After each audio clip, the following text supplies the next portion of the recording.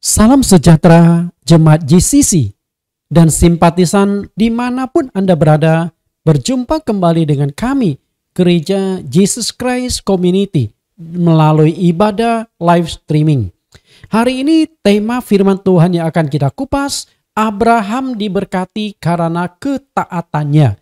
Sebelum kita mendengarkan firman Tuhan, kita dengarkan pujian penyembahan yang akan dibawakan oleh Bapak Pendeta Jonathan Prawira.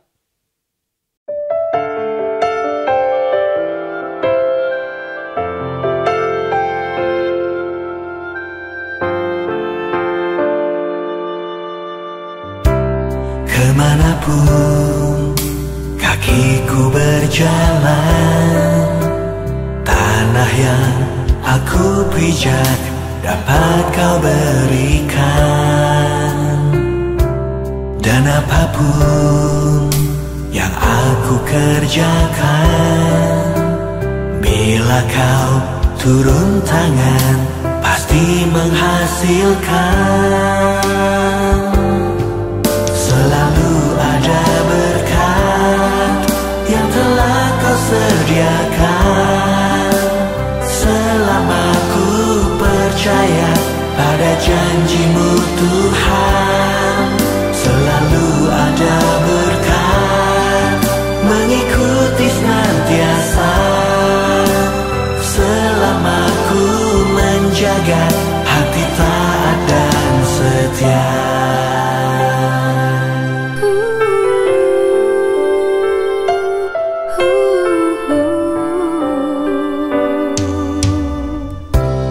Kemanapun kakiku berjalan, tanah yang aku pijak dapat kau berikan.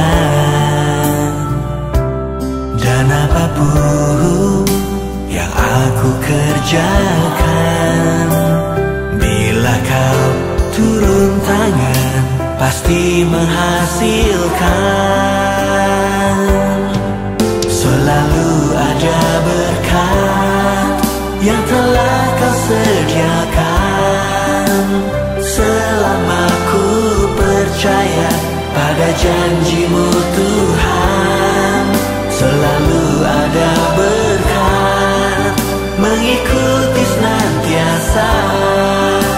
Selama ku menjaga hati taat dan setia.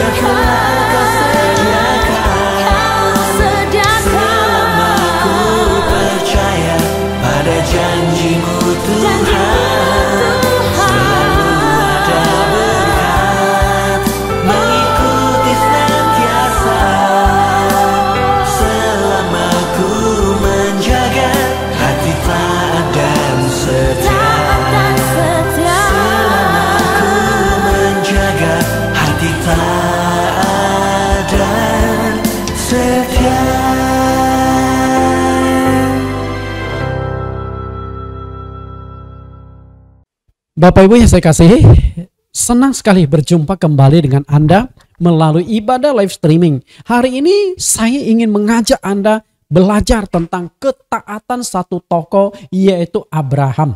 Ini satu tokoh yang luar biasa yang banyak memberikan teladan-teladan di dalam kehidupan kita. Kita akan berdoa sebelum kita mengupas tokoh yang satu ini. Mari kita berdoa. Di dalam nama Tuhan Yesus Kristus kami berdoa. Tuhan, Juru Selamat kami yang hidup, Yesus Kristus. Terima kasih Engkau tetap menyertai, melindungi, dan juga memberkati kami. Sehingga hari demi hari, minggu demi minggu, bulan, bahkan tahun silih berganti. COVID yang melanda dunia, walaupun masih naik dan turun, dan juga varian-varian baru pada bermunculan, tapi kami percaya Engkau melihat, Engkau tahu, dan Engkau sanggup untuk bertindak. Namun semua ini terjadi, Engkau izinkan. Engkau punya maksud dan tujuan yang tidak kami ketahui. Tapi satu hal yang kami ketahui, selama kami diberikan hidup, berarti masih ada tugas yang harus kami selesaikan. Hari ini kami akan belajar tentang ketaatan, ketundukan, supaya kami dipakai, diberkati, dan juga dipimpin oleh Engkau atas ketaatan kami.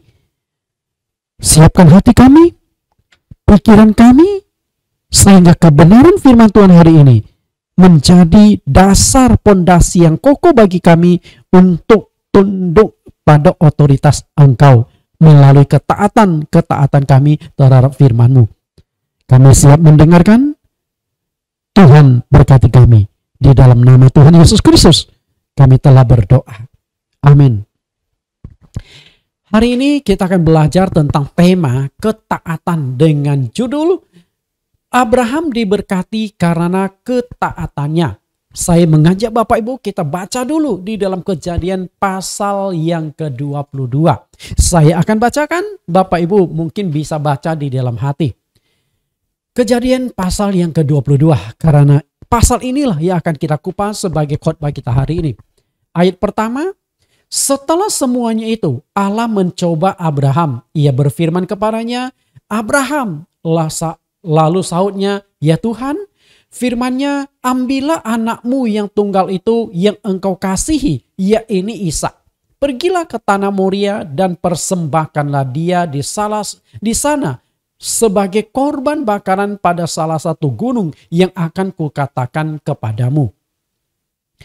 Keesokan harinya, pagi-pagi bangunlah Abraham. Ia memasang pelana keledainya dan memanggil 2 orang bujangnya beserta Ishak, anaknya. Ia membelah juga kayu untuk korban bakaran itu. Lalu berangkatlah ia dan pergi ke tempat yang dikatakan Allah kepadanya. Ketika pada hari ketiga Abraham melayangkan pandangannya, kelihatanlah kepadanya tempat itu dari jauh. Kata Abraham kepada kedua bujangnya itu, tinggallah kamu di sini dengan keledai ini. Aku beserta anak ini akan pergi ke sana. Kami akan sembahyang. Sesudah itu kami kembali kepadamu.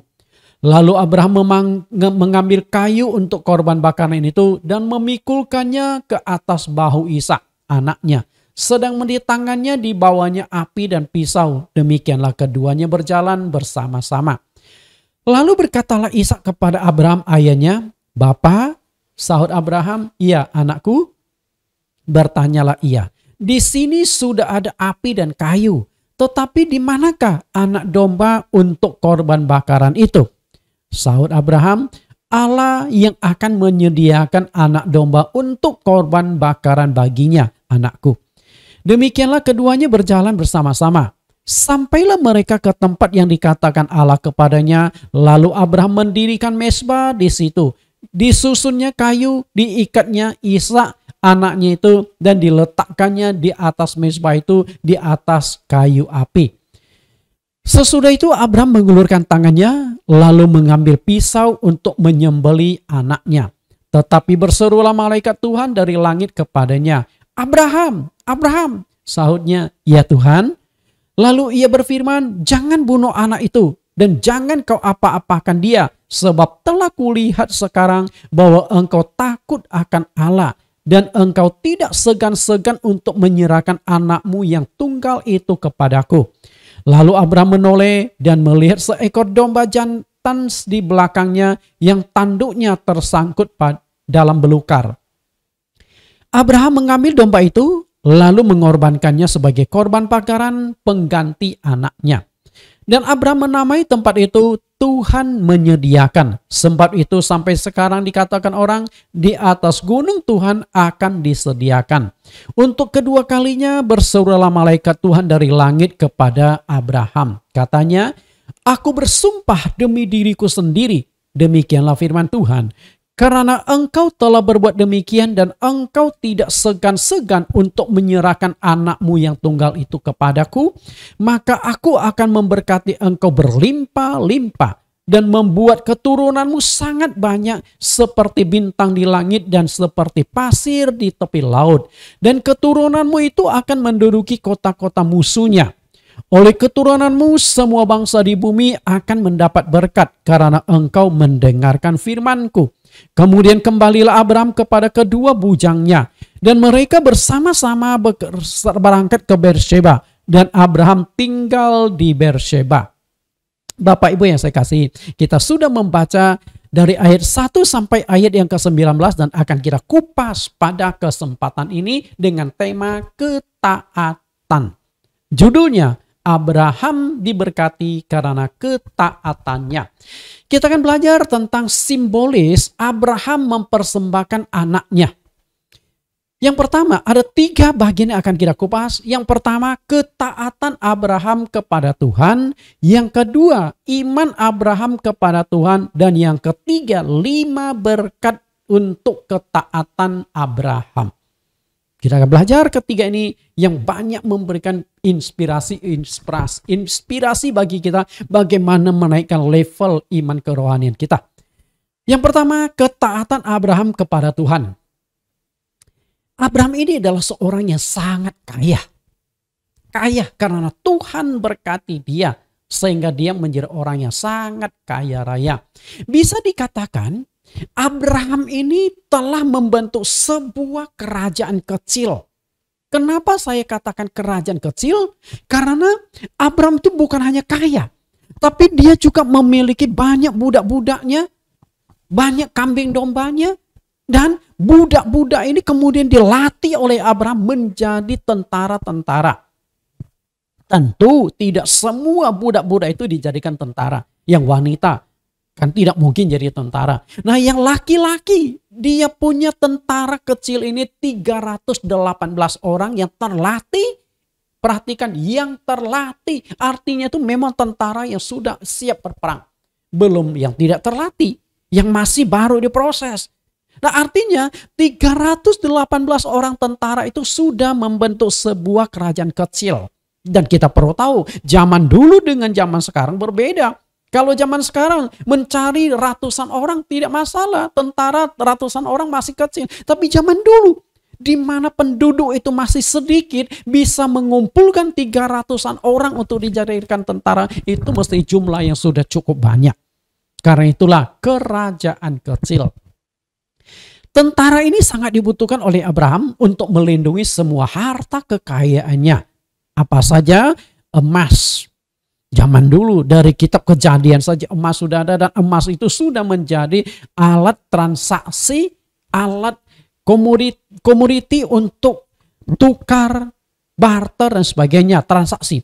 Lalu perak, kemudian ternak-ternak dan budak-budak dalam jumlah yang sangat banyak. Karena itulah semua itu Abraham butuhkan untuk melindungi harta kekayaan yang dimiliki. Khususnya untuk melindungi keamanan dirinya, keluarga dia. Maka dibutuhkanlah tentara-tentara. Berarti pengeluaran Abraham juga tentu cukup besar ya. Untuk membiayai kehidupan tentara. Dan tentara itu tentu masing-masing punya keluarga lagi. Katakanlah 318 tentara. Dan masing-masing tentara sudah punya keluarga. Jika satu tentara punya satu istri, satu anak saja, artinya Abraham itu yang tinggal hidup bersama dengan Abraham itu hampir 1.000 orang. Bisa nangkap Bapak Ibu? Sudah 1.000-an orang. Berarti ini bukan bukan sebuah keluarga kecil, keluarga sederhana, tapi itu sudah menjadi sebuah mini kerajaan. Walaupun Abraham itu kaya raya, telah menjadi raja kecil, namun dia tidak punya keturunan karena istrinya, yaitu Sarah, mandul. Karena itulah Allah menjanjikan akan memberikan kepada Abraham seorang anak dari istrinya yang sah. Saya yakin Abraham Yang karena istrinya mandul, dia sudah berdoa dan berdoa tetapi belum dikabulkan Tuhan. Sampai suatu saat akhirnya Tuhan menampakkan diri kepada Abraham dan Tuhan berjanji akan memberikan seorang anak dari istrinya. Kita lihat Kejadian pasal 15 ayat 2 sampai ayat yang keempat. Kejadian pasal 15 ayat 2. Abraham menjawab, "Ya Tuhan Allah, apakah yang akan engkau berikan kepadaku karena aku akan meninggal dengan tidak mempunyai anak? Dan yang akan mewarisi rumahku ialah Eliezer orang Damsyik itu." Lagi kata Abraham, "Engkau tidak memberikan kepadaku keturunan sehingga seorang hambaku nanti menjadi ahli warisku." Kalau kita perhatikan di sini cukup miris ya. Seorang yang kaya raya, punya tentara kecil, punya pengikut ribuan orang, tetapi tidak ada penerus dia. Karena sudah sekian lama tidak punya penerus, ternyata Abraham bukan hanya sebagai seorang pimpin untuk tentara-tentaranya, tapi dia juga seorang suami yang luar biasa, seorang suami yang baik. Karena jika sudah tahu Sarah istrinya mandul, sebenarnya gampang sekali Abraham untuk mendapatkan wanita-wanita lain. Tapi dia tidak mencari wanita lain, dia tetap setia pada Sarah istrinya. Karena itu setelah sekian tahun hidup bersama, dia melihat tidak ada harapan untuk dapatkan anak, maka dia sudah sedang mempersiapkan salah satu budaknya bernama Eliezer untuk menjadi ahli warisnya. Nantinya setelah Abraham meninggal, harta kekayaannya akan dipegang oleh Eliezer. 300 tentara itu masih terus bisa berkembang, akan dipimpin oleh Eliezer. Miris sekali. Namun, apa kata Tuhan kepada Abraham? Ayat 4. Tetapi datanglah firman Tuhan kepadanya, demikian, orang ini tidak akan menjadi ahli warismu, melainkan anak kandungmu. Dialah yang akan menjadi ahli warismu. Wah, luar biasa. Ketika Tuhan berkata kepada Abraham, Eliezer tidak akan jadi ahli warismu. Yang akan menjadi ahli warismu anak kandungmu sendiri. Tapi Bapak Ibu perhatikan di sini ya. Ketika Allah berkata anak kandungmu, ini Allah tidak berkata dari rahim Sarah, istrinya yang sah itu, tidak. Nah, inilah yang menjadi persoalan. Oke, yang akhirnya menimbulkan masalah sampai munculnya Ismail nantinya. Untuk mendapatkan janji Allah itu tidak mudah. Sangat tidak mudah. Dibutuhkan sebuah kesabaran luar biasa, yaitu selama 25 tahun baru apa yang dijanjikan Allah itu terwujud. Ketika Allah memberikan janji, umur Abraham saat itu berumur 75 tahun. Dan janji Allah itu baru tergenapi ketika Abraham itu berumur 100 tahun. Berarti selama 25 tahun itu baru terwujud. Nah, selama masa penantian dari janji Allah itu, karena umur Abraham dan Sarah itu terus bertambah. Terus bergulir waktu. Umur mereka bertambah tua sampai akhirnya Sarah itu mati haid. Kemungkinan saat Sarah mati haid itulah lalu timbullah ide dari Sarah untuk mencoba menggenapi rencana Allah. Tentu Abraham berkata kepada istrinya, "Oh, nanti yang akan jadi ahli waris kita bukan Eliezer. Padahal aku sudah mempersiapkan dia. Tapi sekarang ahli waris kita adalah anak kandungku." Tapi masalahnya, setelah nanti sekian lama, sampai Sarah mati haid, Sarah bingung. Gimana nih? Kebetulan Sarah ini punya seorang pelayan. Zaman dulu itu seperti seorang budak. Dia berkata pada suaminya, "Oh, mungkin Allah mau kasih anak kepada kita bukan lewat rahimku. Karena aku sudah mati haid kan. Sudah mati haid, tidak mungkin punya anak lain. Mungkin maksud Tuhan adalah lewat rahim orang lain." Nah, ini Hagar, pelayanku, kamu tidur sama dia saja. Nanti kalau punya anak, itu akan menjadi anak kita. Karena saya hanya pinjam rahim dia, benihnya itu dari engkau. Abraham dengan begitu polos, ya sudah. Mungkin ini kehendak Allah, mungkin ini rencana Allah. Nah, dari sinilah akhirnya Ismail itu muncul. Dan kemunculan Ismail itu tentu menimbulkan permasalahan yang jangka panjang sampai hari ini. Palestina, Israel tidak beres-beres. Kenapa demikian? Karena itu memang dua negara. Kalau Ismail itu tidak muncul, tentu tidak akan muncul satu kelompok lagi yang mengaku keturunan Abraham juga. Tentu tidak ada yang namanya bangsa Israel, bangsa Arab. Karena Arab juga keturunan Abraham di sini. Karena Hagar ini adalah orang Mesir. Kita lihat umur Abraham. Allah menjanjikan akan memberikan anak di usia 75 tahun. Kemudian umur 100 tahun baru mendapatkan anak yang bernama Ishak. Berarti masa penantian Abraham itu selama 25 tahun. Cukup lama ya, 25 tahun. Setelah 25 tahun menanti dan setelah Ishak bertumbuh remaja, Allah berkata kepada Abraham, bahwa anakmu korbankan sebagai korban persembelihan di atas sebuah gunung yang akan katakan kepadamu. Jika Anda di posisi Abraham, kira-kira apa yang Anda akan lakukan? Coba renungkan sejenak Bapak Ibu. Kalau Anda ada di posisi Abraham, apa yang Anda akan lakukan? Saya percaya Anda akan nego habis-habisan, barter dengan Tuhan seluruh kekayaan yang Anda miliki. Percaya enggak? Okay. Contohnya beginilah. Katakanlah, Anda ini seorang pengusaha Kristen. Cukup sukses, yang mempunyai kekayaan, ya katakanlah Anda punya kekayaan 50 miliar omset kekayaan Anda. Kebetulan di gereja itu sedang membutuhkan uang dan Anda diminta untuk bantuan dana 40 miliar. Bagaimana tanggapan Anda? Bapak Ibu, gereja butuhkan pembelian gedung.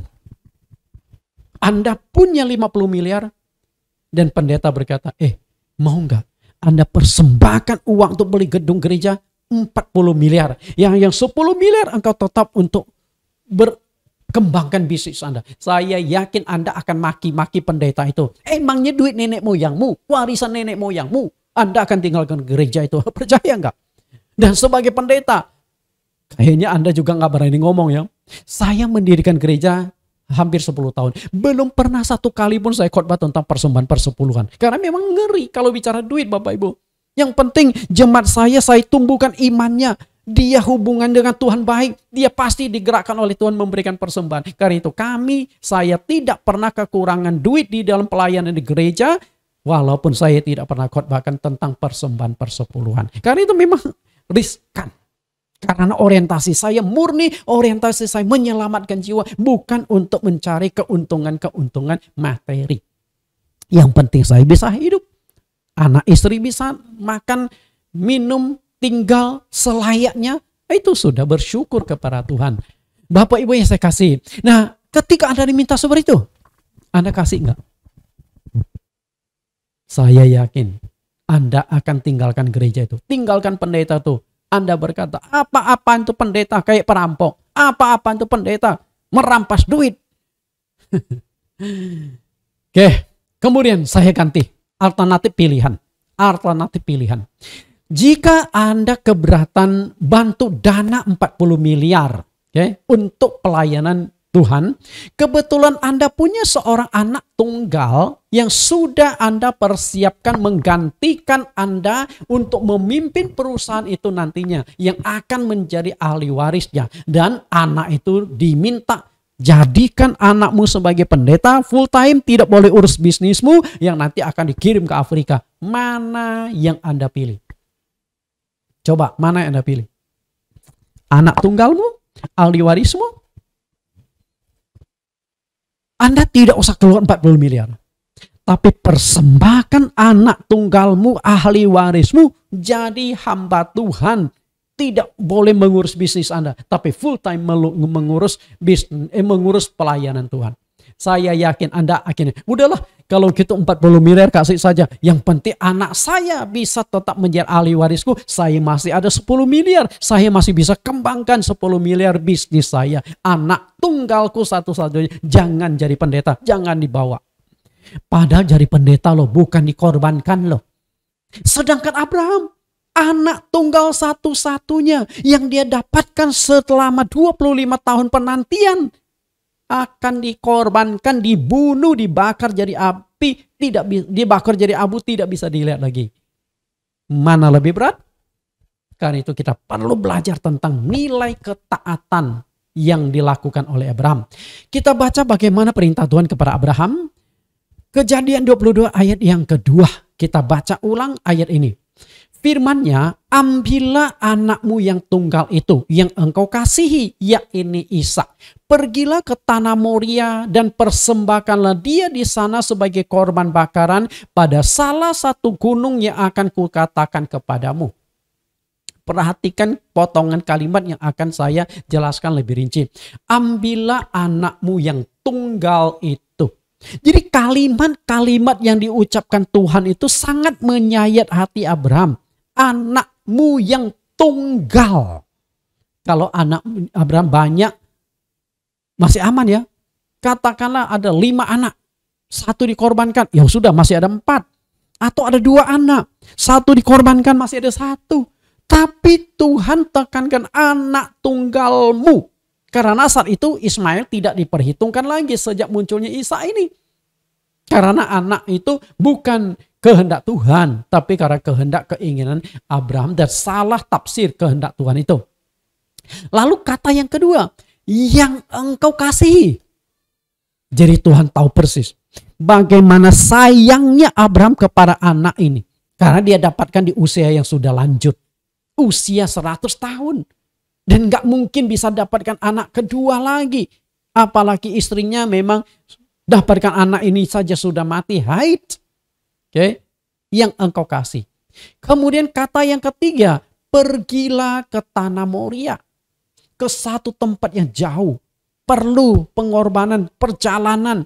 Kita tidak tahu berapa lama perjalanan yang mereka tempuh dari rumah sampai ke Gunung Moria itu. Ke satu tempat yang sunyi. Kenapa di tempat yang sunyi? Biar waktu dikorbankan hanya Tuhan dan Abraham yang tahu. Bahkan bujangnya pun ketika dibawa dia enggak izinkan sampai ke Gunung Moria melihat bagaimana anak itu disembah. Disembelih enggak. Bujangnya disuruh tunggu. Jadi Abraham sama Ishak itu yang berjalan berduaan sampai ke Gunung Moria.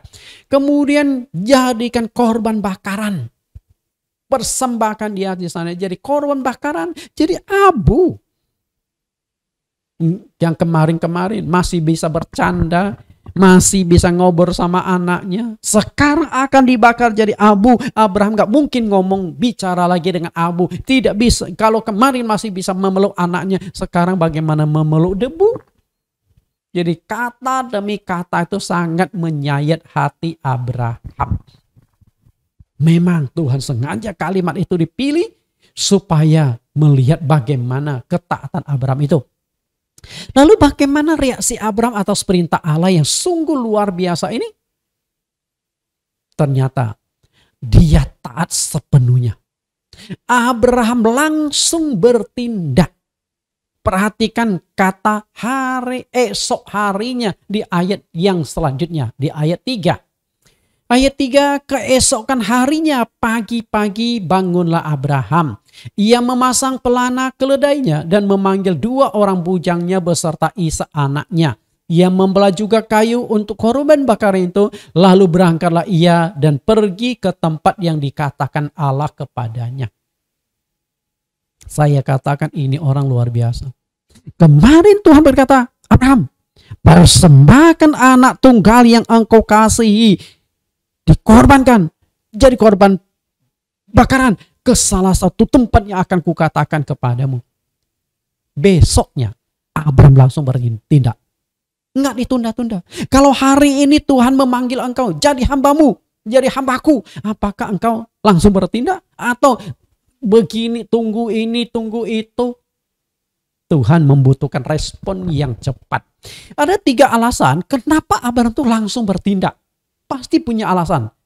Kenapa Abraham itu tidak tunda-tunda? Padahal Kalau mau dikorbankan besok, mau dikorbankan, mestinya Abraham tuh bisa minta waktu kepada Tuhan. Ya boleh Tuhan, tapi tunggu waktu 1 bulan ya, biar aku puasin.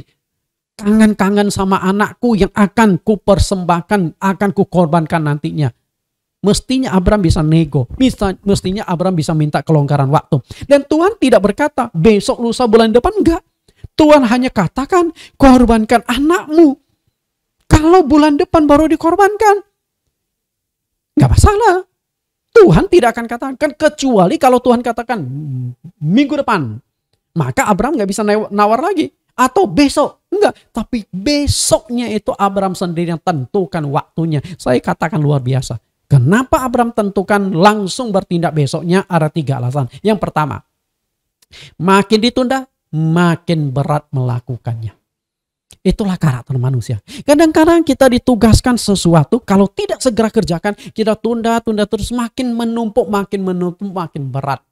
Demikian pula ketika Abraham coba pikir ulang, semakin dipikir ulang, semakin berat untuk mempersembahkan anak tunggalnya. Karena di masa berpikir itulah iblis akan bekerja. Abraham, kamu tahu nggak, kamu tuh umurnya sudah 100 loh. Nggak mungkin punya anak. Yang kedua lagi, istrimu sudah mati haid loh. Abraham, kamu tuh sudah menanti 25 tahun loh baru dapat anak loh. Abraham, kamu tuh nggak punya ahli waris loh. Abraham tuh apa, kamu punya kekayaan begitu banyak tapi tidak akan meneruskan. Emangnya kamu yakin Eliezer yang akan engkau jadikan sebagai ahli warismu bisa memelihara engkau di hari tua nanti? Berbagai macam pikiran berkecamuk sampai akhirnya Abraham berkata, Tuhan, sorry aku nggak jadi persembahkan anakku. Supaya pikiran kacau, godaan mempertahankan anaknya tidak mengganggu dia, besoknya dia langsung bertindak. Luar biasa. Yang kedua, semakin ditunda akan diketahui istrinya pasti dicegah. Ya dong? Karena kalau Abraham sudah tahu dan simpan di hati, pasti besoknya dia akan perhatikan anakmu sambil berpikir, nak, kasihan, nanti engkau akan dikorbankan. Atau Abraham pasti stres, makan juga sudah nggak tenang. Bagaimana ada tenang lagi? Karena anak tunggal yang dia sayangi akan dikorbankan.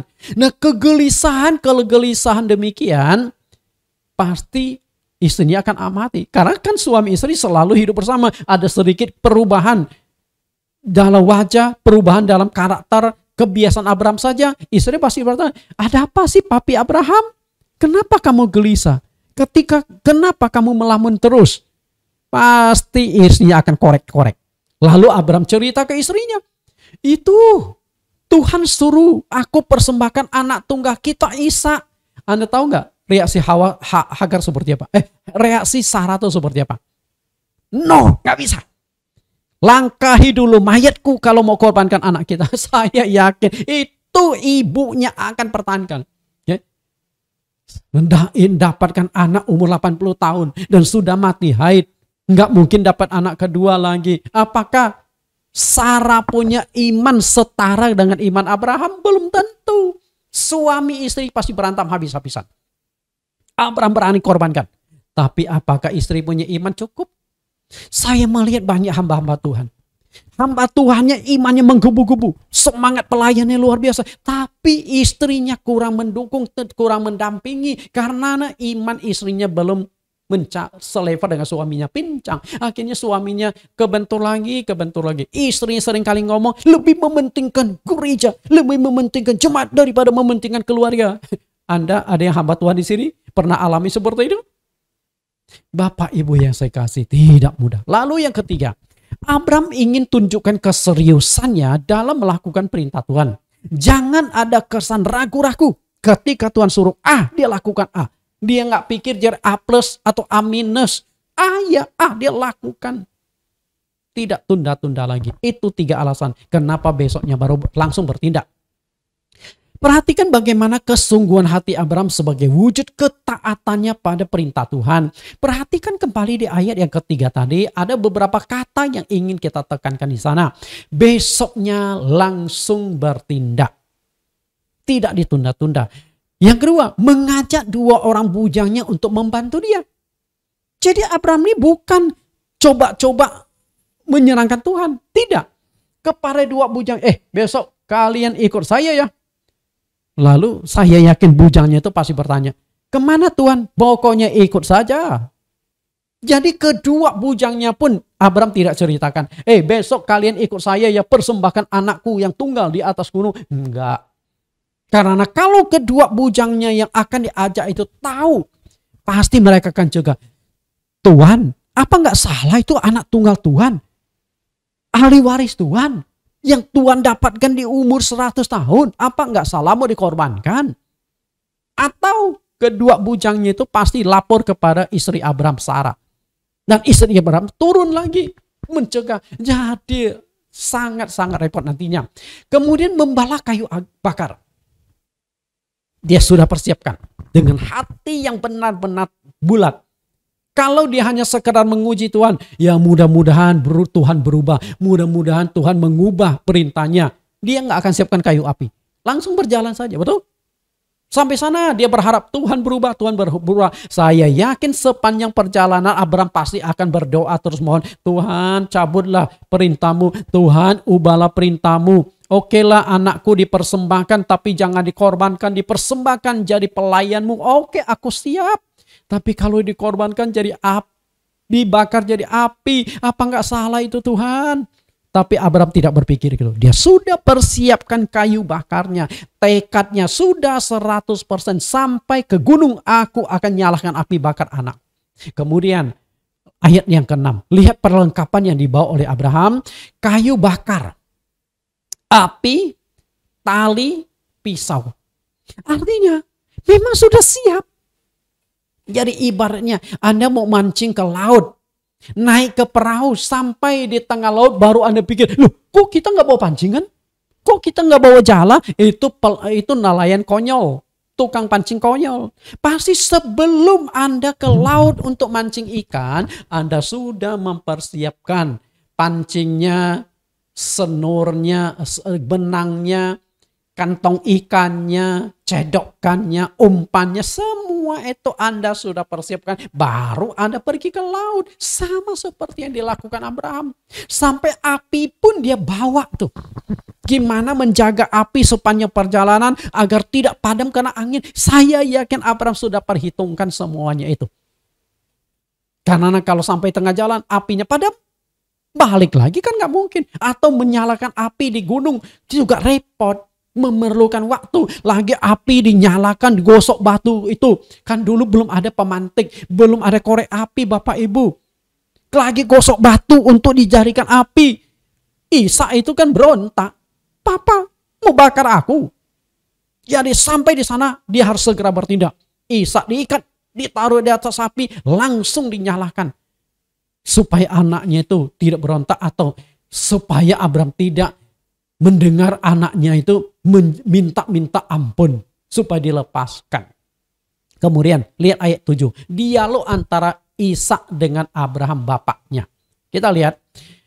Ishak itu sendiri tidak diberitahu oleh bapaknya. Dalam perjalanan. Karena dua bujangnya itu disuruh kalian tunggu di sini. Lalu Abraham dengan Ishak itu berjalan ke arah Gunung Moria. Di perjalanan itulah Ishak berkata kepada bapaknya sambil memikul kayu api itu. Papa, di mana hewan yang akan dikorbankan? Kayu api ini sudah ada. Abraham berkata apa? Ketika Anda di posisi Abraham, Anda ditanya anak Anda, di mana hewan yang akan dikorbankan?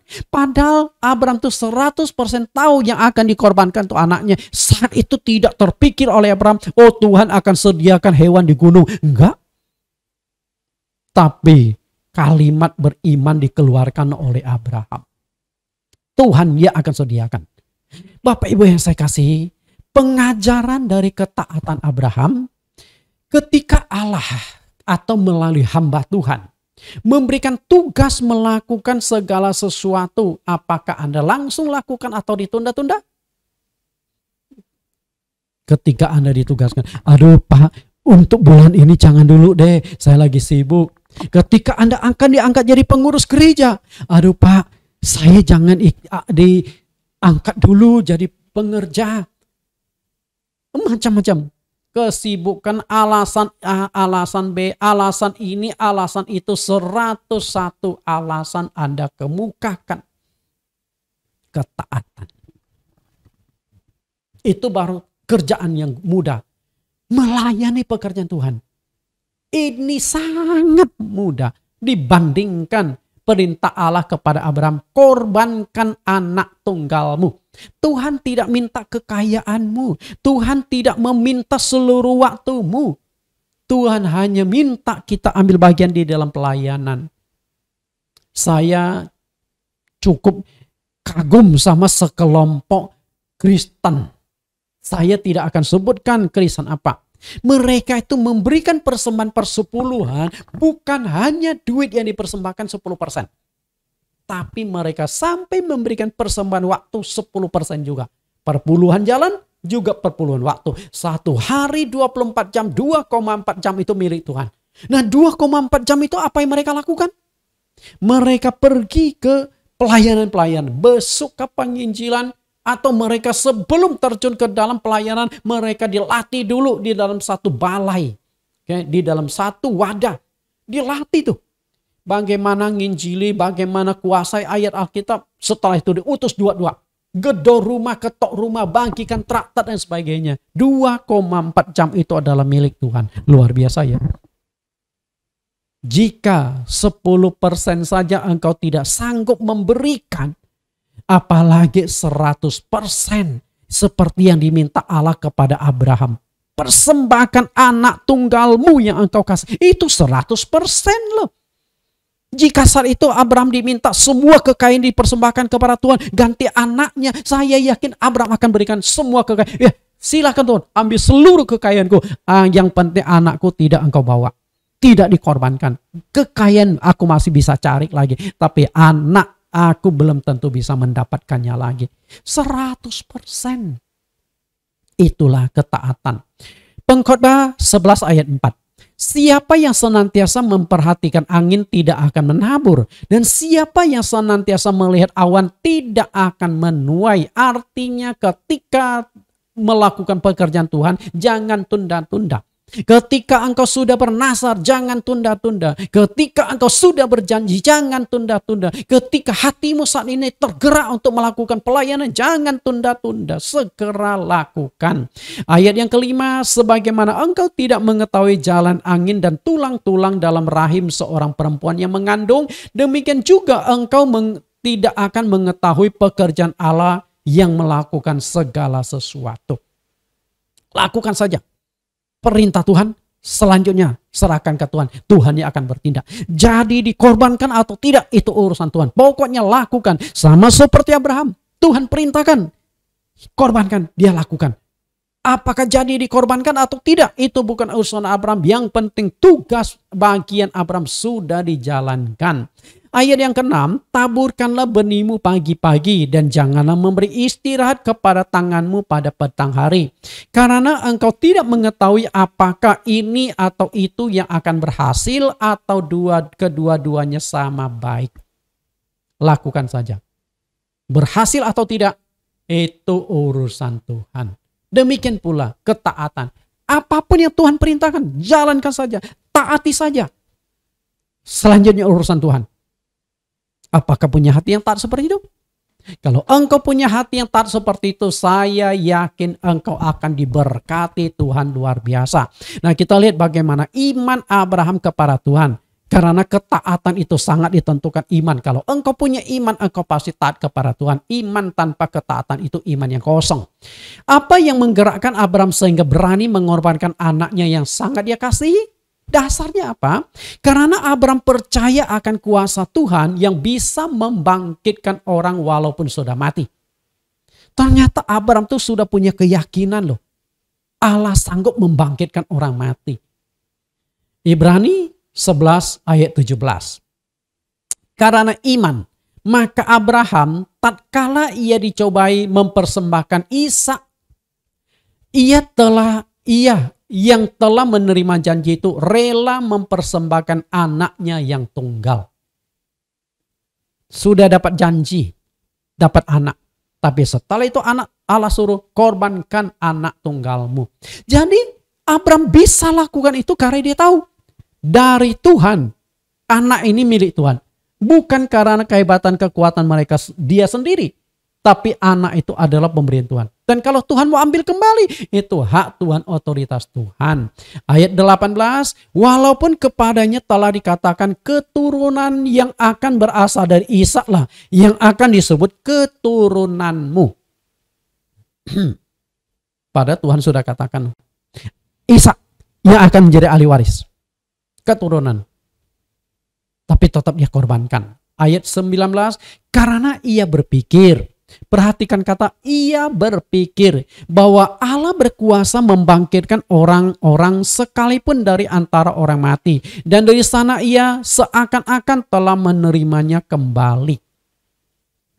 Pikiran beriman menghasilkan tindakan iman. Oke? Pikiran beriman menghasilkan tindakan iman. Ini yang saya katakan luar biasa. Dan Abraham lakukan itu karena iman, percaya. Sekalipun anakku dikorbankan, sekalipun dibakar menjadi abu, Tuhan sanggup kok untuk membangkitkan lagi. Sama seperti Tuhan sanggup memberikan anak kepada saya. Walaupun istriku sudah mati haid dan aku sudah tua. Nah, ada 3 yang melandasi iman Abraham. Yang pertama, dia dan istrinya sudah tua, sudah sangat berisiko mengandung dan melahirkan, khususnya untuk istrinya Sarah. Namun masih bisa mendapatkan anak di usia Abraham berumur 100 tahun. Sarah berumur 80 tahun. Artinya di usia 79 tahun itulah Sarah itu mengandung. Usia 79 tahun itu usia nenek-nenek loh. Yang sudah mati haid. Karena wanita rata-rata umur 50 tahunan sudah mati haid. Ini sudah 79 tahun. Sudah nenek-nenek. Resikonya sudah sangat tinggi tuh punya anak. Tapi faktanya dapat anak. Lalu yang kedua, istrinya yang sudah mandul, sel telurnya kosong sejak muda, namun oleh kuasa Tuhan bisa mengandung. Kalau sudah sel telur kosong ya sudah. Mandul ya sudah, nggak ada harapan. Tapi bisa dapat anak. Yang ketiga, Abraham percaya Allah sanggup membangkitkan orang, termasuk membangkitkan Ishak, sekalipun Ishak itu sudah mati disembeli, bahkan sudah dibakar menjadi abu. Tuhan sanggup bangkitkan lagi. Karena Abraham percaya Tuhan adalah pencipta. Dari tidak ada menjadi ada. Tuhan hanya berfirman, jadilah ini, jadilah itu jadi. Apalagi ini masih ada sisa abunya walaupun sudah terbakar. Dari abu Tuhan berkata, bangkitlah Ishak, dia hidup lagi. Enggak ada yang mustahil. Abraham itu punya iman sampai selevel itu, sampai setinggi itu, percaya akan kuasa Tuhan. Berapa besar iman Anda kepada Tuhan? Luar biasa iman Abraham. Nah, wujud iman Abraham itu yang mempercayai kebangkitan orang mati dinyatakan dalam 4 hal berikut. Abraham melakukan perintah Tuhan dengan sungguh-sungguh dan sepenuh hati. Melakukan persiapan dengan matang. Seperti yang sudah saya jelaskan, dia bawa kayu api, bawa tali, bawa pisau, bawa api. Sudah benar-benar dipersiapkan untuk menyembelih anaknya. Yang kedua, Abraham bertindak dengan hati-hati. Besoknya langsung bertindak. Dia tidak kasih tahu istrinya, "Hei istriku Sarah, Tuhan suruh aku mempersembahkan anak tunggal kita." Dia nggak kasih tahu. Karena dia tahu persis.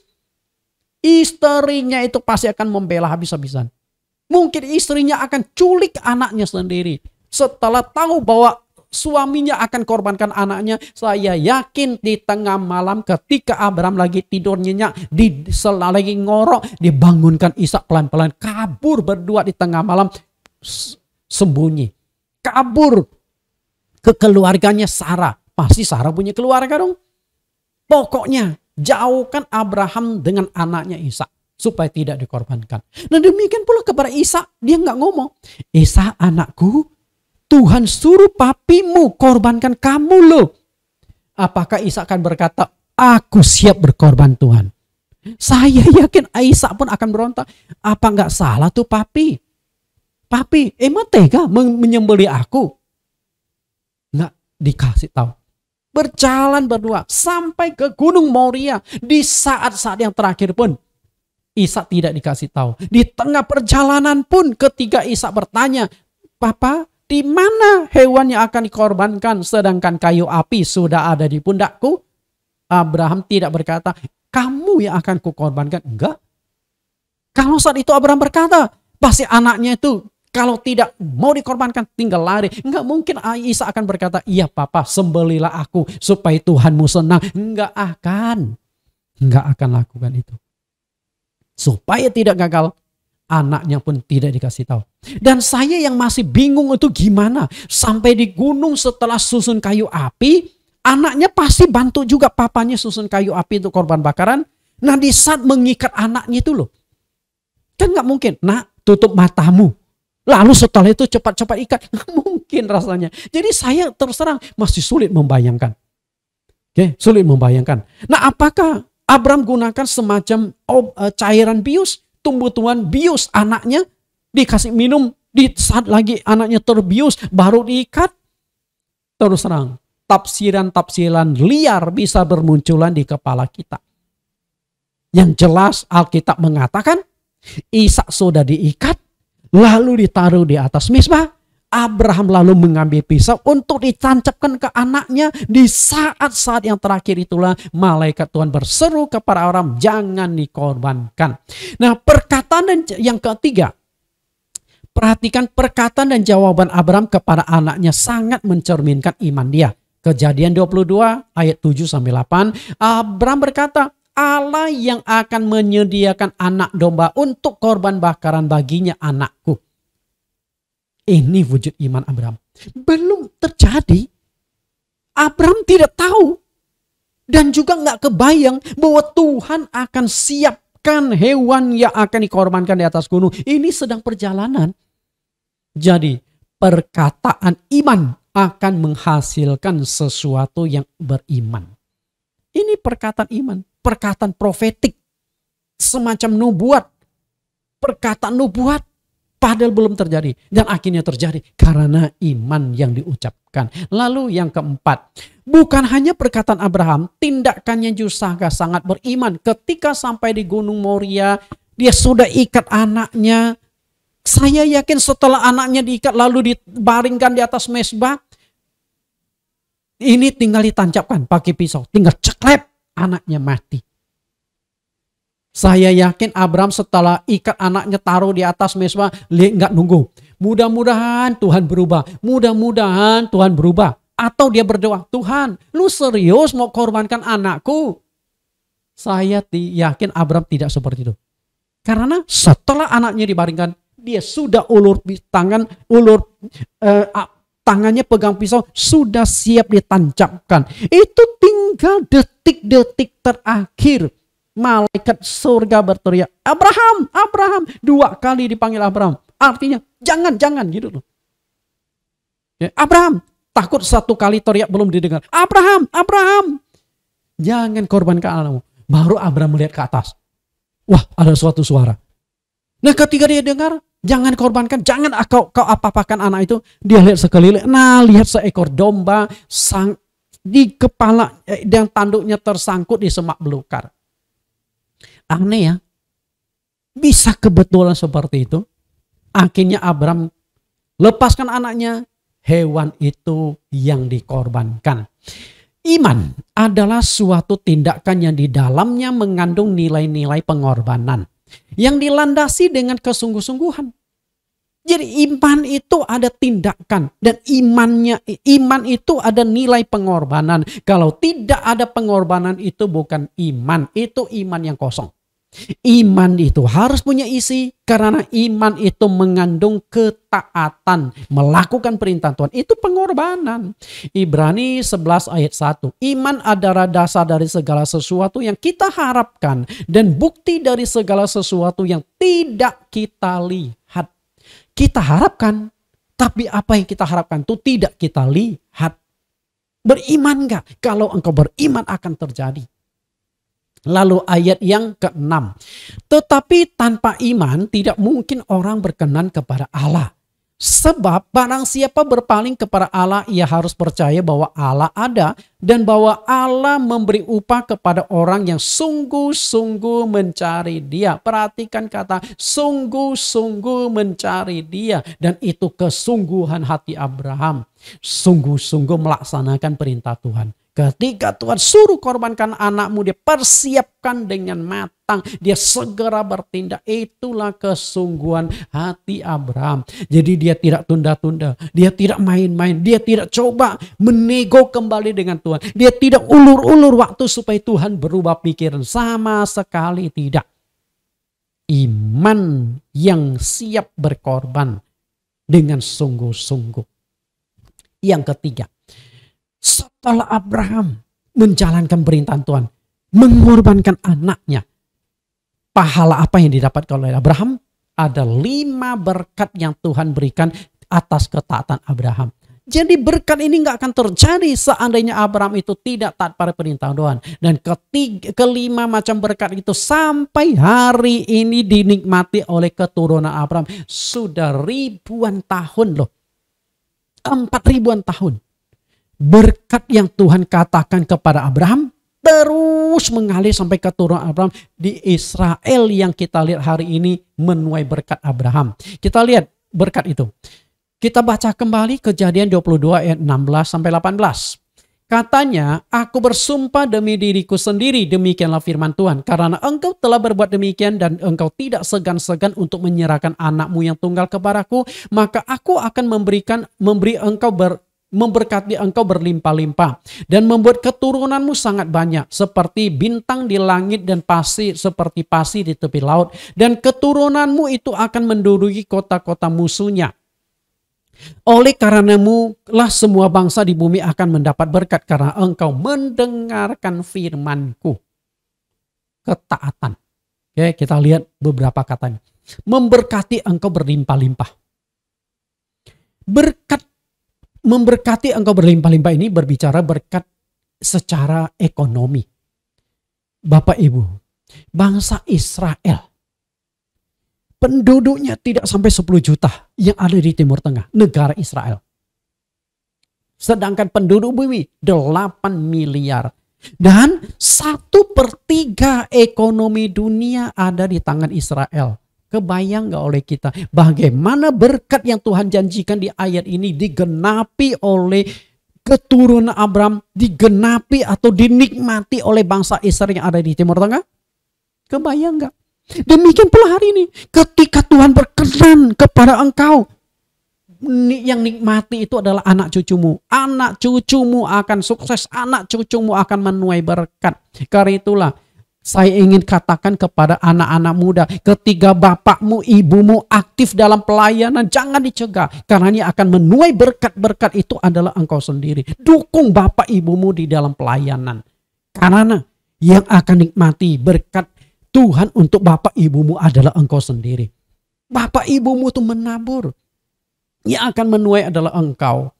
Lalu berkat yang kedua, perhatikan. Dan membuat keturunanmu sangat banyak. Keturunan itu sangat banyak tuh memenuhi bumi. Dan keturunan Abraham itu ada 2 macam. Pasir di tepi laut dan bintang di langit. Nah, hitunglah berapa banyak pasir di tepi laut. Jadi yang 10 juta itu yang di Israel. Di Timur Tengah. Sebenarnya keturunan Abraham secara fisik dari Ishak itu banyak. Ketika terjadi bangsa Israel dipencarkan oleh Tuhan, mereka tersebar ke seluruh dunia, lalu terjadilah kawin campur. Di Amerika tuh banyak keturunan Yahudi. Kenapa bangsa Amerika tuh mati-matian bela Israel? Karena banyak bibit-bibit Yahudi. Kawin campur antara Yahudi dengan orang Amerika. Di Rusia ada, di RRC ada. Belakangan segerombongan orang RRC kembali ke RRC yang kembali ke Israel. Maka Israel itu sangat hormat kepada negara China, RRC. Karena RRC banyak menolong bangsa Israel, keturunan Abraham ketika terjadi negara mereka diserak-berakkan oleh Tuhan. Dan belakangan saya melihat sebuah video, banyak anak orang-orang China yang kawin campur dengan orang China, Wajahnya Yahudi tapi bahasa Mandarin, pulang ke Israel. Dan Israel buka pintu karena memang warga negaranya walaupun sudah terjadi kawin campur. Lalu bintang di langit. Bintang di langit itu adalah keturunan rohani. Hari ini kita semua orang Kristen dimanapun Anda berada adalah keturunan Abraham. Galatia pasal yang ketiga ayat 29. Setiap orang yang percaya pada Yesus adalah keturunan Abraham. Orang Kristen Katolik di kampung berapa? 2,6 miliar. Nah 2,6 miliar itu keturunan Abraham. Banyak nggak? Banyak. Jadi janji Tuhan itu tergenapi Bapak Ibu. Oke. Dua macam keturunan Abraham yang saya katakan. Pasir itu ada keturunan jasmani. Bintang adalah keturunan rohani. Kemudian janji yang ketiga. Keturunanmu akan menduduki kota-kota musuhnya. Ini berkaitan dengan kekuatan tentara. Saya pelajari di internet. Negara Israel itu walaupun penduduk hanya tidak sampai 10 juta. Tapi di urutan ke-17 dari 190 negara kekuatan militernya. Khususnya angkatan udara Israel. Bapak Ibu. Bayangkan negara kecil. Tapi dalam hal kehebatan tentara. Kan ada penilaian dong. Anggaran tentaranya, persiapan tentaranya, kehebatan. Di urutan ke-17. Kekuatan tentara Israel. Khususnya dalam hal angkatan udara. Mungkin Anda pernah mendengar salah satu intelijen yang terkenal di dunia, Mossad. Mossad. Oh, lihai sekali. Kalau Amerika ada CIA.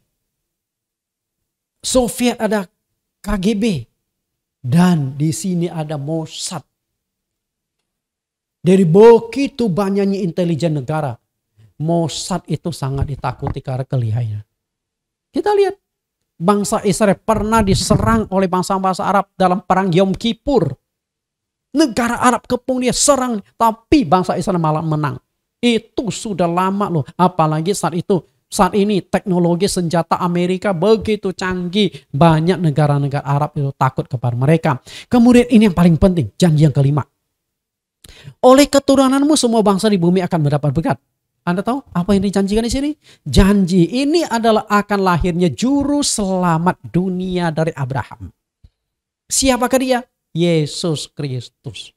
Jadi di Kejadian pasal 22 ayat 18, Yesus yang akan lahir dari keluarga Abraham, keturunan Abraham sudah dinubuatkan di sini.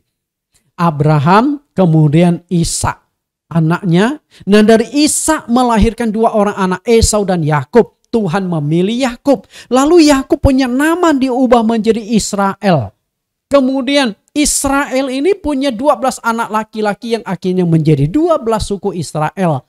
Dari salah satu suku Israel namanya suku Yehuda akhirnya lahirlah Yesus Kristus. Jadi Yesus itu disebut singa Yehuda karena Yesus lahir dari suku Yehuda. Dan Yesus itu akhirnya menjadi juru selamat. Bukankah berkat yang dijanjikan Allah kepada Abraham di ayat 18 ini kita nikmati? Kalau Abraham dulu tidak taat pada firman Tuhan, hari ini kita tidak akan merasakan berkat Allah kepada Abraham. Karena itulah hari ini semua orang Kristen, semua orang Katolik keturunan Abraham. Kembali lagi di Galatia pasal 3 dari ayat 27 sampai ayat yang ke-29. Kita semua adalah keturunan Abraham lewat Yesus Kristus. Bapak Ibu yang saya kasih, yang namanya iman, kesuksesan itu harus ada iman dan ketaatan. Iman dan ketaatan maka mujizat terjadi. Iman dan ketaatan maka berkatnya akan mengalir. Karena itu apapun kalau engkau ingin diberkati, ingin sukses, tinggal dua. Iman, setelah beriman lalu dilakukan. Ketaatan pasti mendatangkan berkat-berkat Tuhan. Karena ketaatan Abraham mengorbankan anaknya, Allah mengaruniakan 5 macam berkat yang dinikmati Abraham dan keturunannya sampai hari ini. Bangsa Israel menikmati berkat dari nenek moyang mereka yaitu Abraham atau Ibrahim. Demikian pula kita. Bapak Ibu yang saya kasihi, di bagian penutup ini saya akan memberikan sedikit tambahan. Ishak itu adalah lambang dari Yesus Kristus. Simbol dari Yesus Kristus. Yang pertama, anak yang dijanjikan Allah kepada Abraham. Demikian pula Yesus Kristus itu dijanjikan, dinubuatkan. Jauh hari sebelum Yesus dilahirkan ke dunia, sudah dinubuatkan akan lahirnya Yesus Kristus. Yang kedua, lahir bukan dari kekuatan manusia, karena istrinya mandul dan usianya sudah tua, bahkan sudah mati haid. Dengan maksud begini, Ishak lah itu bukan kekuatan bukan kekuatan Abraham dengan istrinya Sarah. Nah, demikian pula Yesus Kristus lahir bukan kekuatan Yusuf dan Maria, bukan benih mereka. Mereka itu hanya sebagai alat. Sama juga rahim Sarah itu hanya sebagai alat, sebagai media. Kok sudah mati haid, bagaimana mungkin bisa lahirkan lagi? Sudah mati sel telurnya, sudah mandul kok. Yang ketiga, Ishak pikul kayunya sendiri naik ke Gunung Moria untuk dikorbankan. Sama juga Yesus memikul salibnya sendiri ketika menuju ke atas gunung untuk disalibkan. Ishak pikul kayunya sendiri, Yesus pikul salibnya sendiri. Yang keempat, Ishak dikorbankan di Bukit Moria, sedangkan Yesus dikorbankan di Bukit Golgota. Sama ke bukit. Yang kelima, Ishak digantikan seekor domba, sedangkan Yesus dikorbankan sebagai anak domba Allah. Karena itulah Ishak itu adalah lambang tentang Yesus Kristus. Tuhan Yesus memberkati Bapak Ibu yang sudah mendengarkan kebenaran hari ini. Sebagai kesimpulan saya hanya katakan satu kalimat terakhir. Iman dan ketaatan mendatangkan berkat Tuhan. Kalau engkau ingin diberkati Tuhan, hanya satu, taati perintah Tuhan. Amin. Kita tundukkan kepala kita. Di dalam nama Tuhan Yesus kami berdoa, Tuhan, terima kasih kami sudah mendengarkan kebenaran firman-Mu. Kami sudah belajar dari satu tokoh yang sangat fenomenal. Satu tokoh yang menjadi sentral munculnya banyak agama di dunia. Tuhan, Abraham adalah tipikal tokoh yang luar biasa, yang memiliki iman yang luar biasa, memiliki ketaatan yang sempurna. Ketika engkau memberikan perintah melakukan hal yang berat, dia taat sepenuhnya, melakukan dengan sungguh-sungguh. Maka tidak heran engkau memberkati Abraham secara luar biasa. Bahkan keturunan Abraham juga menikmati berkat yang engkau janjikan sampai hari ini. Walaupun waktu sudah berlalu ribuan tahun, tapi janji engkau tetap berlaku. Sungguh kami ingin menikmati janjimu, kami rindu meraih janjimu. Karena itu, siapapun yang mendengarkan khotbah hari ini, Tuhan berkati mereka. Saat ini mereka mendoa, mereka meminta sesuatu berkat. Engkau berikan hati yang taat kepada siapapun. Dan mereka yang sudah menikmati firman Tuhan hari ini, mereka boleh membagikannya lagi kepada orang lain. Supaya semakin banyak orang yang diberkati. Semakin banyak orang yang imannya dikuatkan. Supaya kami memiliki hati yang taat setelah mendengarkan firman-Mu pada saat ini. Maka engkau pakai mereka yang mendengarkan firman Tuhan hari ini untuk dibagikan kepada yang lainnya. Inilah wujud ketaatan supaya semua orang bisa menikmati firman-Mu yang mengajarkan tentang nilai-nilai ketaatan. Terima kasih Tuhan. Kami serahkan sepenuhnya ke dalam tangan Engkau, berkat-berkat yang mengalir karena ketaatan kami terhadap firman-Mu. Di dalam nama Yesus Kristus kami berdoa. Amin. Tuhan Yesus berkati, sampai bertemu di lain kesempatan dengan topik-topik dan judul-judul yang menarik lainnya.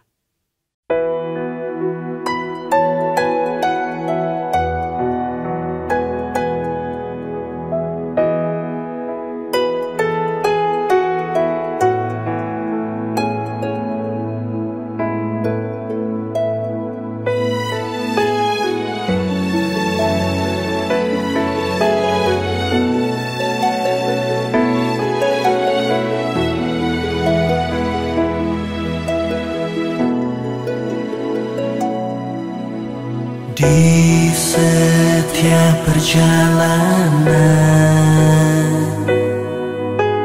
hidup yang harus ku tempuh, memandang janji-Mu Tuhan, tenang dan ku kuatlah hatiku. Sebanyak bintang di angkasa, sebanyak pasir di samudra, lebih banyak lagi kebaikan-Mu Tuhan yang ku rasakan.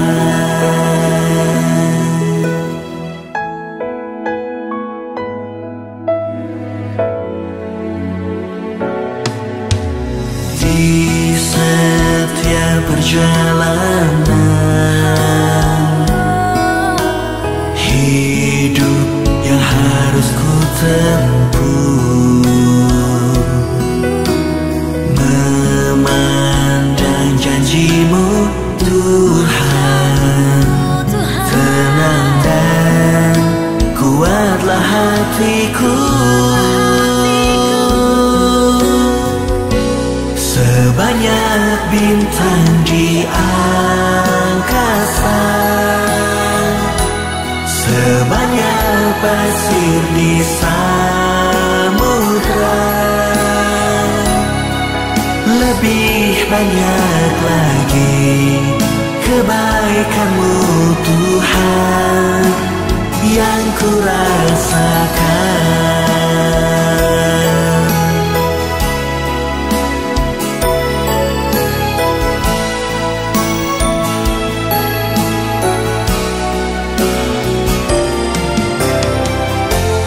Sebanyak bintang di angkasa,